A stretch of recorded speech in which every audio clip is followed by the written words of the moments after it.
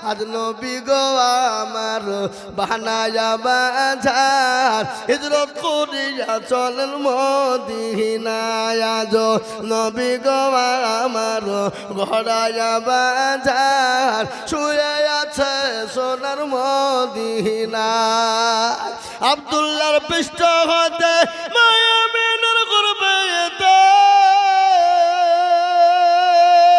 জন্ম নিলেন নবী মক্কাতে আজ নবী গো আমার ভরায়া বাজার হিজরত করিয়া চলেন মদিনায় আজ নবী গো আমার বানায়া বাজার শুয়ে আছে সোনার মদিনায়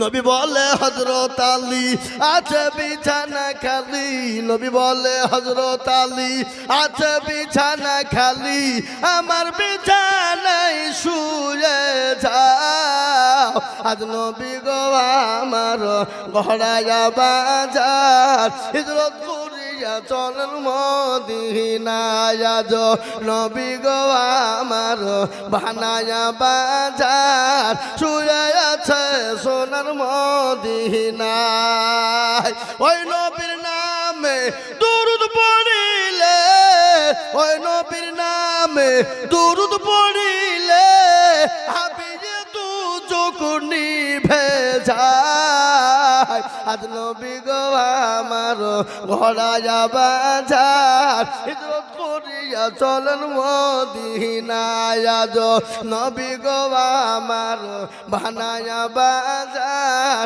শুয়ে আছে সোনার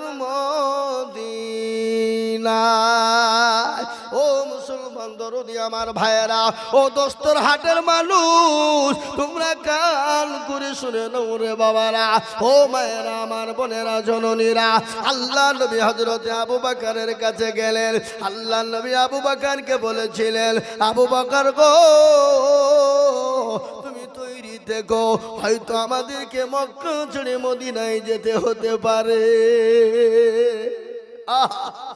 এ বাবা বিশ্বনবী দয়ার হাবিব হযরতে আবু বকরের কাছে গেলেন ডাক দিলেন আস্তে আবু বকর হযরতে আবু বকর বলে লব্বাইকা সাদাইকা রাসূলুল্লাহ আল্লাহর নবী বলেন আবু বকর তুমি কি ঘুমাও নাই আমি তো তোমাকে আস্তে করে ডাক দিলাম হযরতে আবু বকর সিদ্দিক ডাক দিয়ে বলেন নবী গো আপনার পায়ের তলে আমার জীবনটা কুরবানি হয়ে যাক গো হাবিব ওগো নবীজি আমি আপনাকে আমার নিজের জীবনের থেকেও বেশি ভালোবাসি ওগো নবী আপনি যেদিন থেকে বলেছেন মক্কা ছেড়ে মদিনার পথে যেতে হবে খোদার কসম আমি আবু বকর একটা মিনিটের জন্যও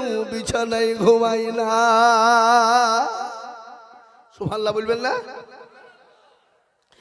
একটা সেকেন্ডের জন্য বিছানায় ঘুমাই না ইয়া রাসূলুল্লাহ আপনি হয়তো কখন এসে আমাকে ডাক দিবেন এক ডাকে পাবেন না দুই ডাকে যাবে ওগো নবী আপনার হয়তো কষ্ট হতে পারে আপনি দুঃখ পেতে পারেন ওগো নবীজি আমি একটা মিনিটের জন্য বিছানায় ঘুমাই না আল্লাহ নবী বললেন আবু বকর রে তুমি আমাকে এতটাই ভালোবাসো বলে ইয়া রাসূলুল্লাহ আমি আপনার জন্য আমার জীবনটা পর্যন্ত দিতে রাজি গো নবী ইয়া রাসূলুল্লাহ আর একটা ঘটনা আপনাকে বলি রাত্রি যখন গভীর হয়ে যায় সবাই ঘুমিয়ে যায় পশু পাখি সব ঘুমিয়ে পড়ে ওগো নবীজি আমি আপনার কথা ভাবতে ভাবতে আমার রাত কেটে যায় আমি রাতের মধ্যে একটা মিনিটও আমি ঘুমাইতে পারি না আমি আবু বকর কোথায় আমার নবীজি কোথায় থাকবে আর আমার নবীর উপর হয়তো কাফেররা আক্রমণ করবে না গো নবী আমি আপনাকে এতটাই মহব্বত করি আপনার কথা ভাবতে ভাবতে আমার জীবনটা রাত্রি কেটে গোটা রাত কেটে যায় বিশ্ব নবী বলেন আবু বকর আর মোটেও বিলম্ব করার দরকার নেই। চলো মক্কা ছেড়ে মদিনার পথে যাই। আল্লাহর নবী আবু বকরকে সঙ্গে করে নিয়ে যায়। যেতে যেতে যেতে যেতে রাস্তার মাঝে হয়ে গেল। রাস্তার গাছপালা, তরুলতা, পশু পাখি, জঙ্গলের যত পশু পাখি আছে জমিন পর্যন্ত হাউমাউ করে নবীর জন্য কাঁদতে লাগলো। বলো গো রাসূল, আমাদেরকে আপনি ইতিম করে দিয়ে চলে যাবেন? আল্লাহ নবী বলেন, ও গাছপালা, তরুলতা, পশু পাখি, শোনো, আমার মন চায় আমি আমার জমিন মক্কার জমিনে আমি থাকি, আমি আমার জন্মভূমিতে আমি থাকতে চাই। কিন্তু ও গাছপালা, তরুলতা, পশু পাখি, তোমরা শোনো, তোমরা সাক্ষী থাকো, ওই কাফের বেঈমান আবু জেহেল, আবু লাহাব, উতবা, সাইবা, তারা আমার উপর এত নির্যাতন করেছে। আমার মন চায় আমি কাবা শরীফের খিদমত করব, আমি নামাজ পড়ব, কিন্তু কাফের বেঈমান আমাকে থাকতে দিল না। বিশ্ব নবী বললেন, আবু বকর গো, চলো। আবু বকরকে সঙ্গে করে নিয়ে যায়। হযরতে আবু বকর কখনো ডানে, কখনো বায়ে, কখনো সামনে, কখনো পিছনে। আল্লাহর নবী বলেন, আবু বকর রে, ওরকম করে তুমি ছোটাছুটি করো কেন? বলে, ইয়া রাসূলুল্লাহ, আমি যখন পিছনের দিকে আসি মনে হয় কাফের বেঈমানরা আপনাকে পিছন থেকে আক্রমণ করবে। আমার যখন সামনে চলে যায় মনে হয় কাফের বেঈমানরা আপনাকে সামনে আক্রমণ করবে। ওগো নবীজি, আমার মনে হয় আপনি যখন ডানে যায় মনে হয় আপনাকে ডান থেকে আক্রমণ করবে। ওগো নবীজি, আমি যখন বামে যাই তখন মনে হয় কাফের বেঈমানরা বাম থেকে আক্রমণ করবে। কিন্তু নবী গো, আমি কেন ছুটাছুটি করে জানেন? ওই তীরখানা যদি আপনাকে আক্রমণ করে, ওই তীরটা আপনার গায়ে না লেগে আমি আবু বকরের গায়ে লেগে যায়। আল্লাহর নবী বললেন, আরে আবু বকর, জীবনের কোনো মায়া নাই, জীবনের কোনো মূল্য নাই, জীবনের কোনো দাম নাই। বলে, নবী গো, আমি আপনার জন্য জীবনটা দিতে প্রস্তুত। জোরে বলুন সুবহানাল্লাহ। বিশ্ব নবী বললেন, আবু বকর চলো। গজল, ও মুসলমান শুনুন, সাইয়েদে আলম নবীজি শাহে মদিনা, মদিনা যাইতে নবী হলেন রওয়ানা। ওরে কাফের মক্কা বাসী,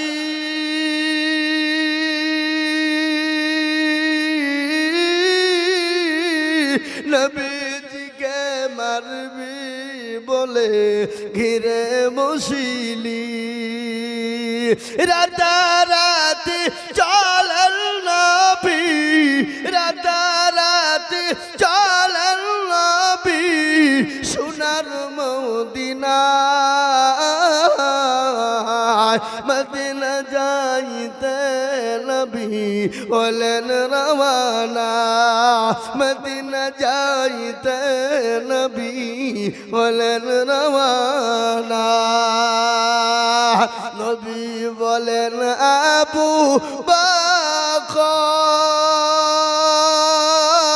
হিজরত করে যাও গো চলে হুকুম খোদার। আবু বকর গেলেন চলে, আবু বকর গেলেন চলে ওই না মদিনায়, মদিনা যাইতে নবী হলেন রওয়ানা। ও মুসলমান দরদি, আল্লাহ নবী দয়ার নবী আবু বকরকে নিয়ে মক্কা ছেড়ে মদিনার পথে যেতে শুরু করলেন।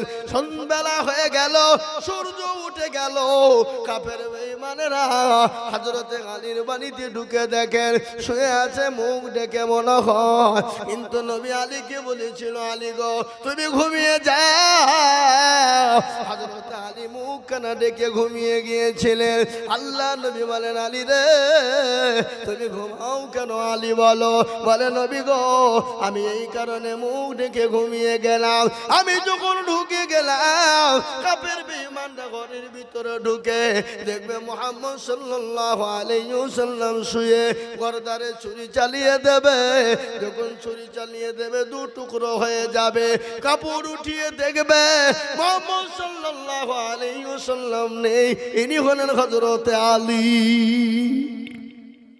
ও ইয়া রাসূলুল্লাহ, কিয়ামতের ময়দানে আল্লাহ যখন বলবে আলী রে তুই কি করেছিস বল, বলে মাবুদ গো আমি কিছুই করতে পারি না, তোমার হাবিবুল্লাহ তোমার দোস্ত তোমার নবীর জন্য, তোমার প্যারা নবী দোস্তর জন্য আমি আলী আমার গর্দনটুকু দিতে পেরেছি গো নবী। আল্লাহ এই কে কথাটা বলতে পারবো?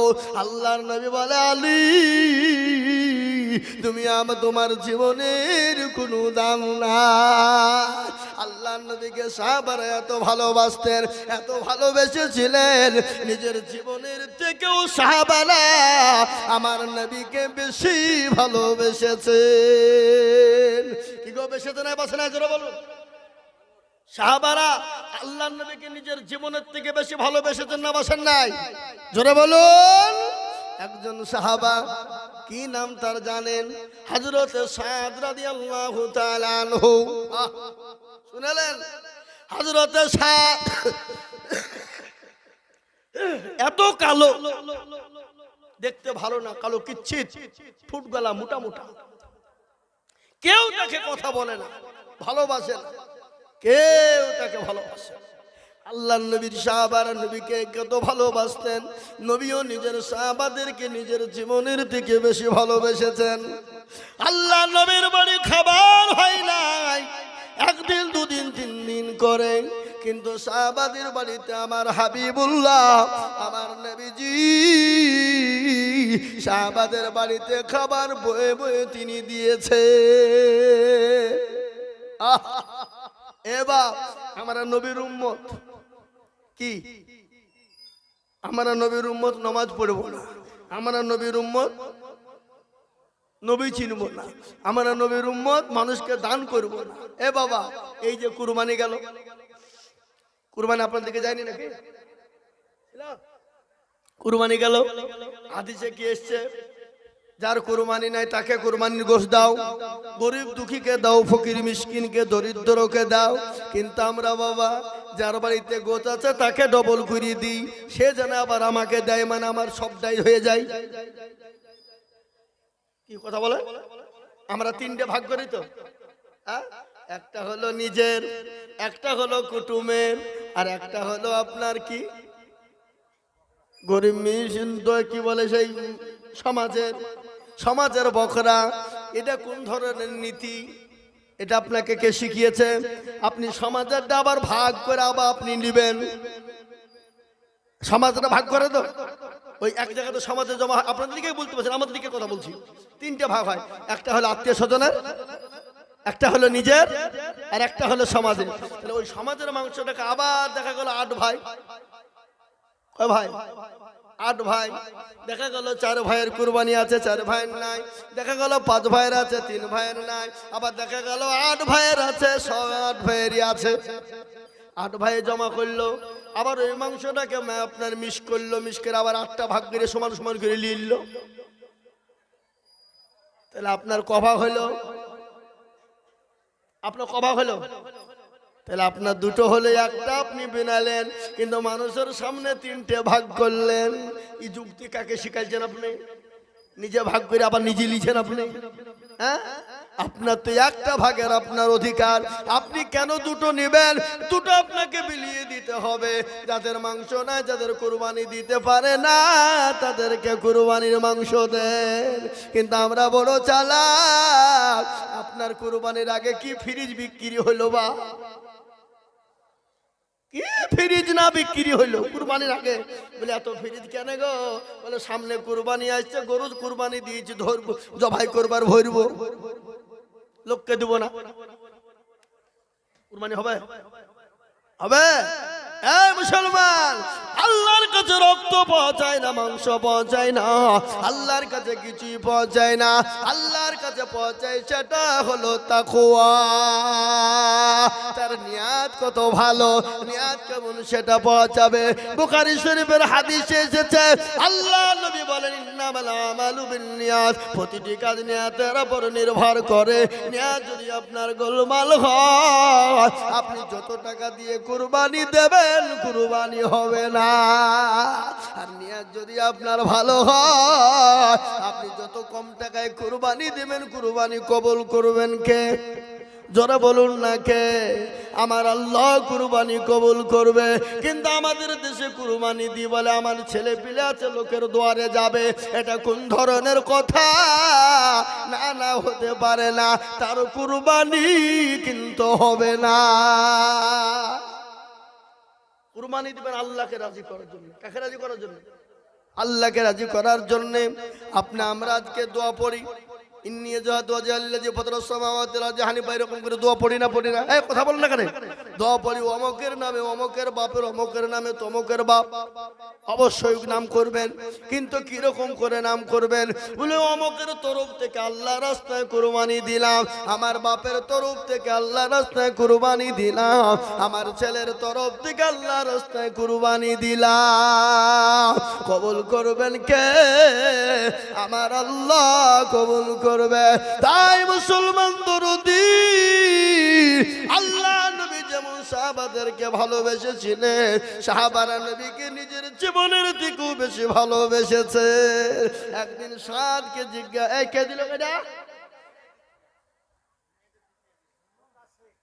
তুতা, তুতা শেখ।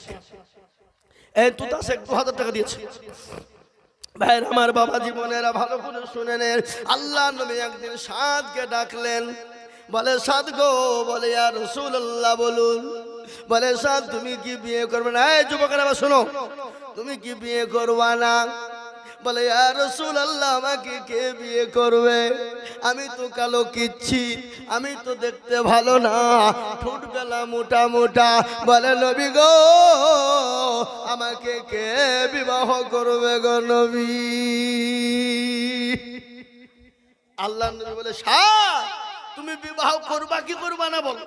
বলে ইয়া রাসূলুল্লাহ, কে না বিয়ে করতে চায়, কার না মন চায়?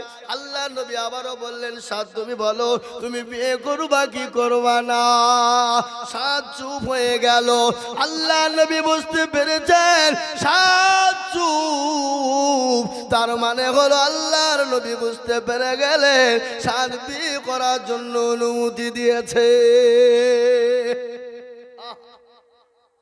বিবাহের জন্য নবী একখানা চিঠি লিখলেন, সাদকে দিয়ে বললেন সাদ এই চিঠিখানা নিয়ে তুমি চলে যাও।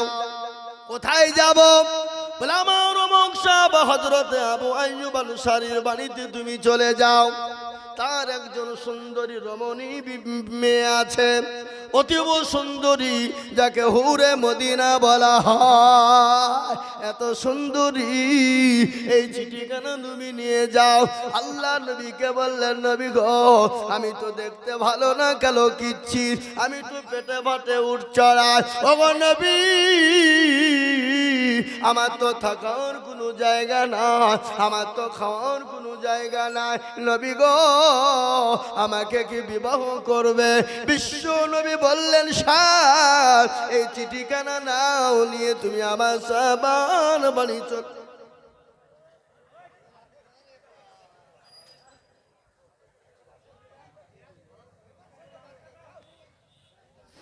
দেন না, ওদিক ওদিক দেন, আমি বক্তব্য মুখে ঢুকে যাবে না নাকি? হায় হায়, আল্লাহু আকবার। ভাইরা এটা দূরে সরবেন। আল্লাহুম্মা সাল্লি আলা, জোরে বলুন, জোরে।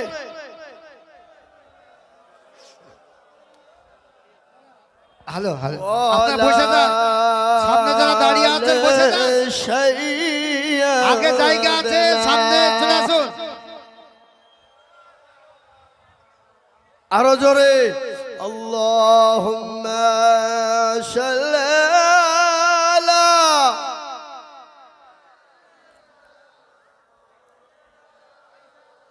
وعلى آله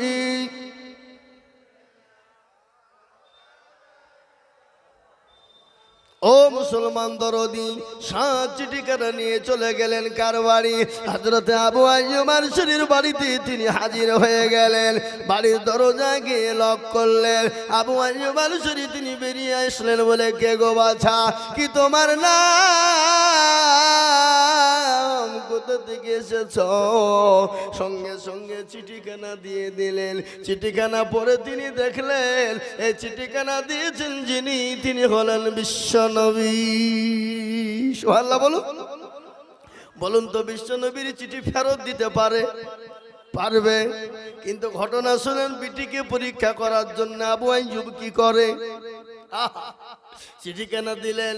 দেওয়ার পরে বললেন, বাবারে চিঠিখানা তো বিশ্ব নবী পাঠিয়েছে, তুমি চলে যাও, আমি তোমাকে পরে কথা বলবো, তুমি চলে যাও, চিঠিখানা নিয়ে চলে যাও। হযরতে সাদ রাদিয়াল্লাহু তাআলা আনহু মন ভাঙ্গা নিয়ে, অন্তর ভাঙ্গা নিয়ে চিঠি নিয়ে ফেরত চলে যায়। যেতে যেতে বলে, হাই রে মানুষ, আমি চিঠিখানা নিয়ে এলাম, নবীজি আমাকে বিবাহের জন্য পাঠিয়ে দিল, কিন্তু আমাকে বসতেও বললো না, কথাও বললো না, চিঠিখানা নিয়ে আমাকে আবার ফিরিয়ে দিলে। কোন ধরনের মানুষ? মনটা ভেঙে গেল। যুবক মানুষ, মন তো ভাঙবে কিনা জোরে বলুন। বিবাহ যদি লেগে যায় আর বিবাহ যদি বারংবার ভেঙে যায়, বলুন তো সেই যুবকের মন ভাঙবে কিনা? ভাঙবে না? তার মানে সে কমজোরি কিছু আছে।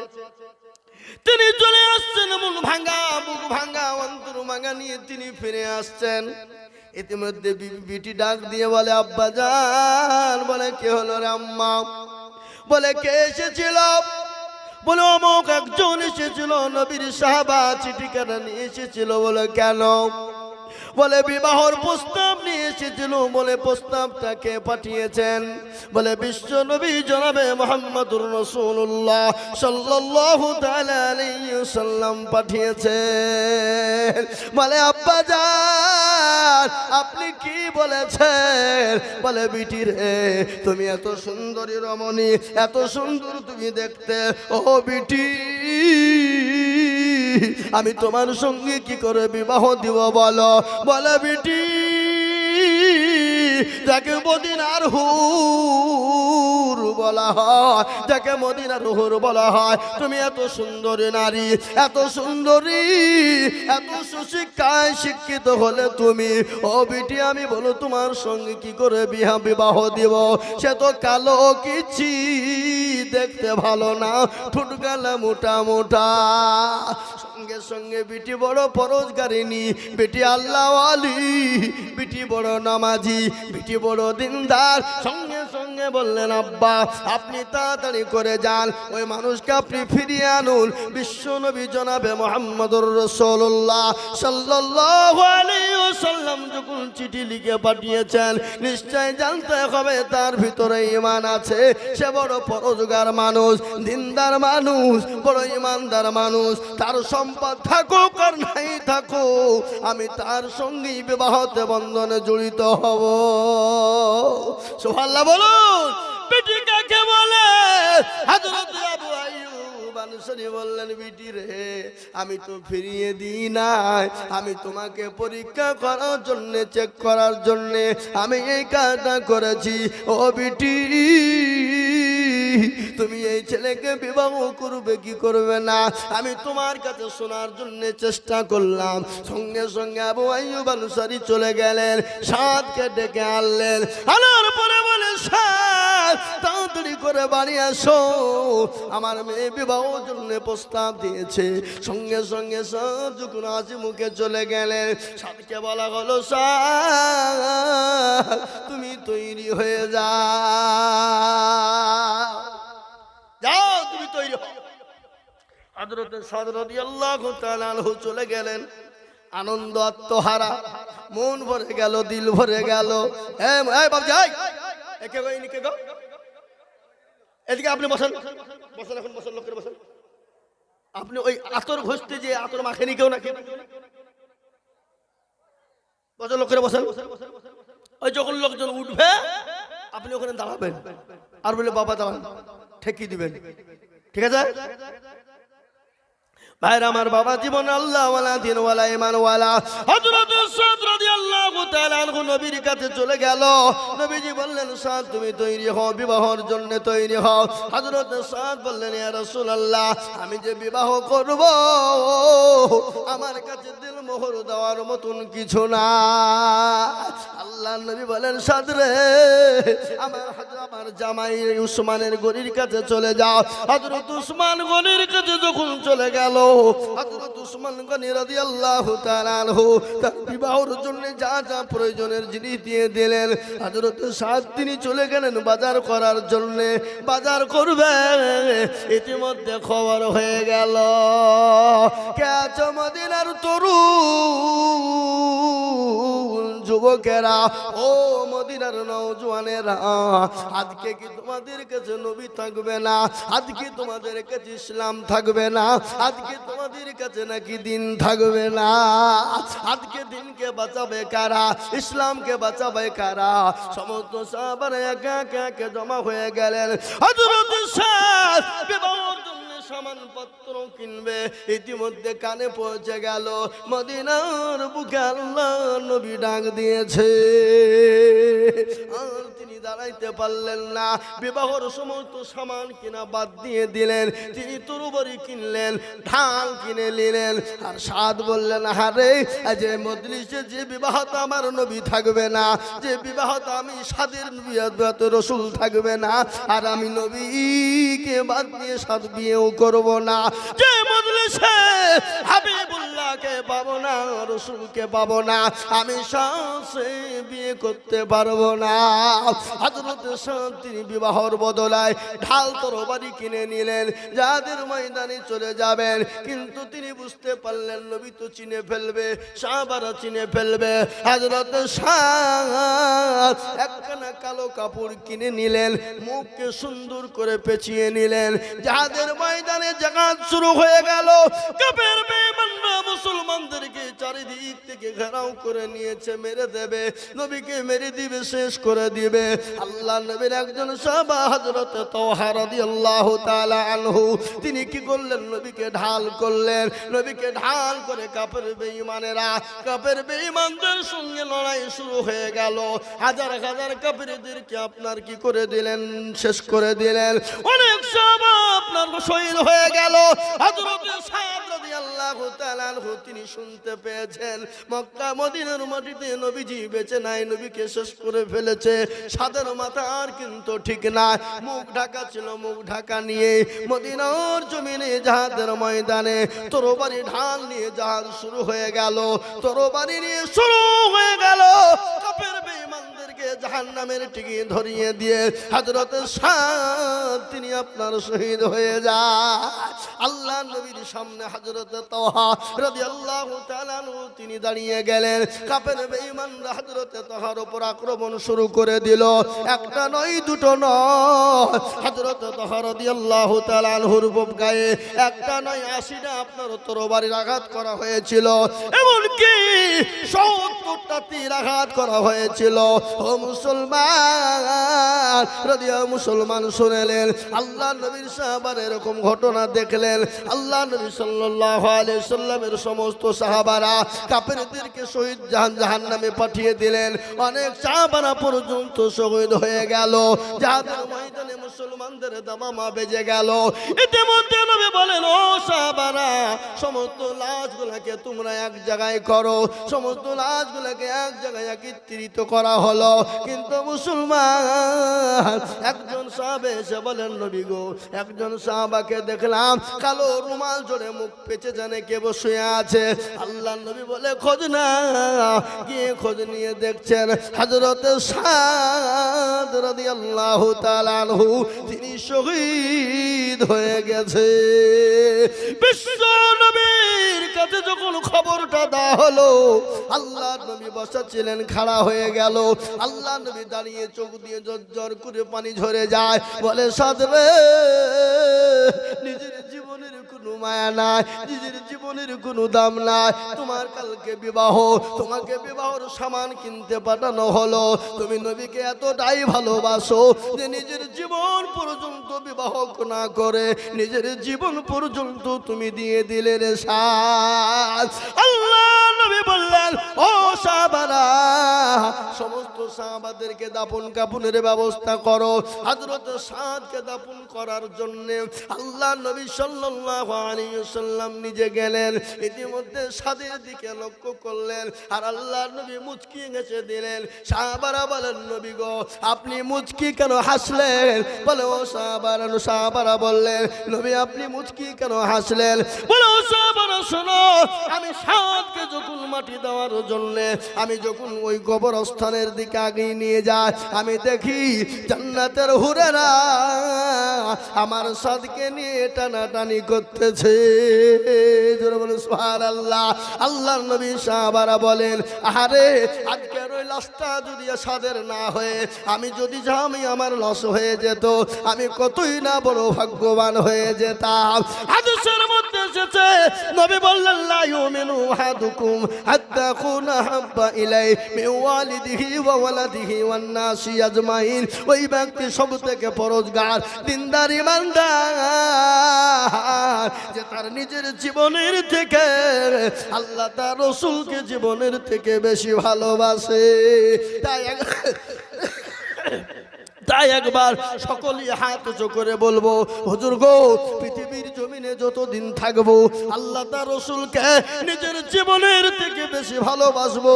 একটু হাতটা উঁচু করে দিয়ে বলুন ইনশাআল্লাহ। অনেকেই তুললো না। আপনি মাইকে সাউন্ড কমাইছেন নাকি? কমাইছেন কেন? দেন। হাই হাই হাই, দেখো তো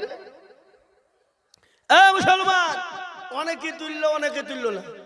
আর মনে করছে দেখো তুলতে বলা মানেই বিপদ ডাইনি নাকি? এই ভাই, যে তুললো সে জিতলো, যে তুললো জিতলো, আর যে তুললো না কি হইলো জোরে বলুন? হেরে গেল। আপনারা কি বলেন, হেরে গেল না জিতে গেল? বলেন হেরে গেল বলেন তো। তো দোস্তরা হাটের বড় মানুষ চালাক, কেউ হাত তুললো কেউ তুললো না, কিন্তু যে তুলে দিল সে জিতলো, যে তুললো না সে হেরে গেল। বলে মৌলবি ঠকাবে কত সহজ। বদনা চিনেন তো আপনারা? বদনা চিনেন? বদনাই করে পানি নিয়ে মাঠে গেছে কি করতে? পায়খানা করবো বুঝলি, তো পায়খানা করে পানি খরচ করতে গিয়ে দেখছে বদনা ফুটু, পানি সব পড়ে গেছে। হাই হাই হাই, কি হইল এটা? পানি শেষ।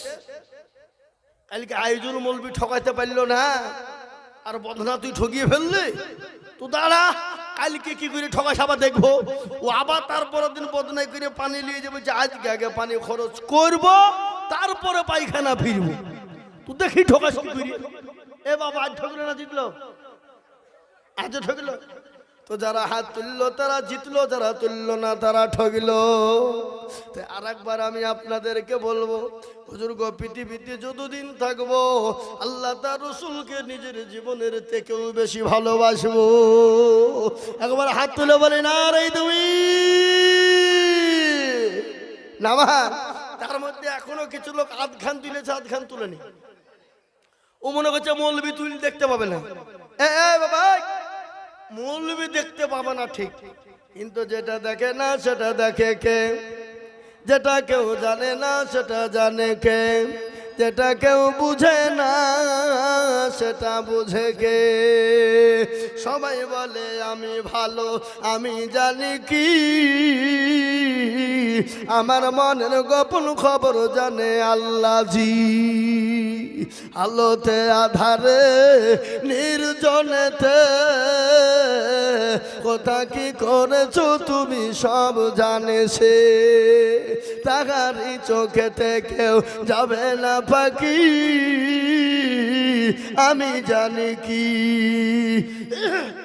ও মুসলমান গো, সকলকে পেটে দেওয়া যাবে, কিন্তু আল্লাহকে পাকে দেওয়া যাবে না, সকলের কাছে চালাকি চলবে, কিন্তু আমার আল্লাহর কাছে চালাকি চলবে না। কেউ দেখতে পাবে না, আল্লাহ দেখতে পায়। কিন্তু যারা হাতটা তুললেন তারা জিতে গেলেন, তুললেন না তারা ঠকে গেলেন। কোরআন তার প্রমাণে দেখেন, কোরআন আল্লাহ বললেন আলিয়াহুমা নাকুতিমু আলা আফওয়াইহিম ওয়া তুকাল্লিমুনা আইদিহিম ওয়া তাশহাদু আরজুলুহুম বিমা কানু ইয়াকসিবুন। কিয়ামতের দিন জবানে তালা মেরে দেবে, হাতকে বলবে হাত রে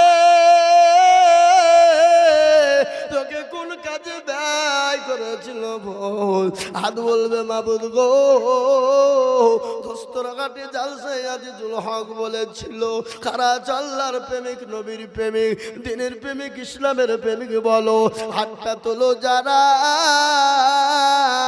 এই হাতের বদলা আল্লাহ জাহান্নামটাকে হারাম করে দিবে, জান্নাতকে ওয়াজিব করে দেবে। ও মুসলমান, আজকে গোরস্থানের উন্নতি কল্পে জালসা, আজকে পেছনেই গোরস্থান রয়েছে বাপ। এই গোরস্থানে অনেকের মা শুয়ে আছে, অনেকের জনম দুঃখিনী মা, অনেকের বাপ শুয়ে আছে, অনেকের কলেজের সন্তান শুয়ে আছে, অনেকের ভাই শুয়ে আছে, অনেকের মেয়ে শুয়ে আছে, অনেকের বোন শুয়ে আছে। আছে না নাই? এই কথা বলেন। আর ওই কবরে প্রতিদিন ডাকছে, ডাকে না?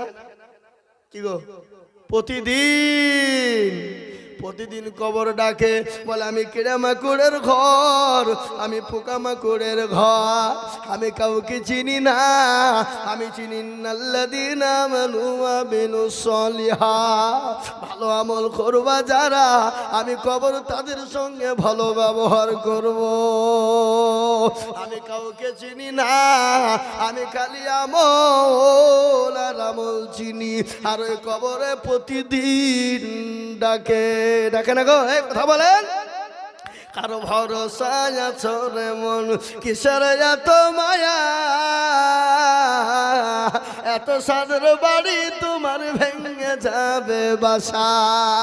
ও তোর গনা যৌবন ফুরায়া যাবে, যৌবনে লাগবে ভাটি, ওই যে ডাকিতেছে তোমায় কবরের মাটি, ওই যে ডাকিতেছে তোমায় কবরের মাটি। সন্ধ্যার আগে যেদিন ডুবিবে বেলা, সন্ধ্যার আগে যেদিন ডুবিবে বেলা, এক পলকে ভেঙ্গে যাবে তোমায় রঙ্গের মেলা। ও কারে তুমি ধমক দিবা, কার মাথায় ভাঙবা লাঠি, ওই যে ডাকিতেছে তোমায় কবরের মাটি। খবর পেয়ে আসবে আতি অসহজ, খবর পেয়ে আসবে আতি অসহজ, তোমার চারি পাশ বৈশা তারা করিবে কান্দন। ও তোমায় সাজায়া দিবে মনের মতো, সাজায়া দিবে মনের মতো, কি সুন্দর পরিপাটি, ওই যে ডাকিতেছে তোমায় কবরের মাটি। ও মুসলমান দরদি, প্রতিদিন কবর ডাকে বাপ, কবর বলে আমি কিড়ামাকুড়ের ঘর। ওই কবরে অনেকের মা জন দুঃখিনী সে আছে, মা বলে হারে এমন কোনো দরদের বেটা নাই, এমন কোনো দরদের বেটি নাই,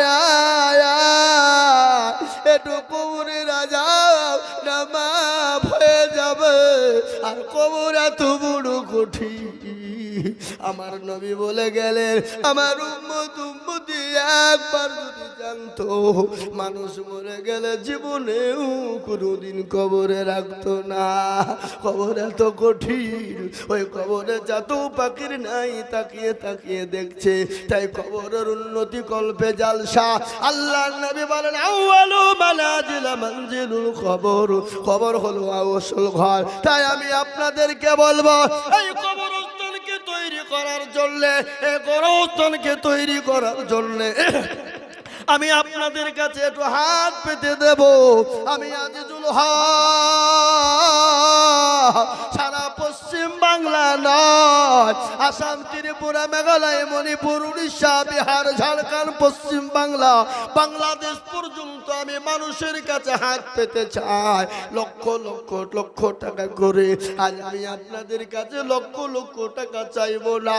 ওগো দোস্তের ঘাটের মানুষ, আমি জানি আপনাদের দিল বড় বড় অন্তর বড়, কিন্তু আজকে গোরস্থানের জন্য আমি এই মজলিসের ভিতরে সর্বপ্রথম 5 জন দরদীকে বলবো, মাত্র 10টা করে 1000 টাকার দাতা আমি একবার তাকবীর দেব। আর তাকবীর দেওয়ার সঙ্গে সঙ্গে হাতটা উঁচু করে দিয়ে বলি, বলে হুজুর গো, আমার কাছে জান আছে মাল নাই, আমি পরে অল্প অল্প করে দিয়ে দিয়ে শোধ করে দেব, আস্তে আস্তে শোধ করে দেব। আমি মাত্র 10,000 করে 5 জন দরদীকে দেখতে চাই। আমি একবার তাকবীর দেব, আর তাকবীর দেওয়ার সঙ্গে সঙ্গে 10,000 টাকার দাতা বলে, হুজুর আমার মা চলে গেছে, জনম দুঃখিনী মায়া কবরে শুয়ে আছে, যে মা নদীর গর্ভে করে নিয়ে বেরিয়েছে, যে মা 1 নয় 2 নয় বুকের স্তনের দুধ খাইয়ে মানুষ করেছে, সেই মাকে কবরে তাকায়। সেই মায়ের নামে আমি 10,000 করে 5 জন দরদীকে বলবো, সর্বপ্রথম তাকবীর দেব। তাকবীর দেওয়ার সঙ্গে সঙ্গে মাত্র 10,000 টাকার দাতা। আমি জানি দোস্তের ঘাটের মানুষের দিল বড়, মন বড়, অন্তর বড়। এদেশে 20,000, 25,000, 50,000 টাকা দেওয়ার লোক আছে, কিন্তু আমি চাইবো না। আমি 10,000 করে 5 জনের কাছে দেখতে চাই। একবার তাকবীর দিয়ে বলি, নারে তাকবীর। ইনশাআল্লাহ এই মজলিসের ভিতরে ডানে পায়ে পিছনে সামনে ওপরে নিচে সর্বপ্রথম 1 জন দরদী একটু হাত উঁচু করে দিয়ে বলুন, 10,000 টাকার দাতা। কি নাই এমন কোন মিস্ত্রি ভাই? দোস্তর হাতে এলাকাতে প্রচুর মিস্ত্রি আছে, কিন্তু আছে না নাই? যারা বললো আছে না নাই? অনেক মিস্ত্রি ভাই আছে।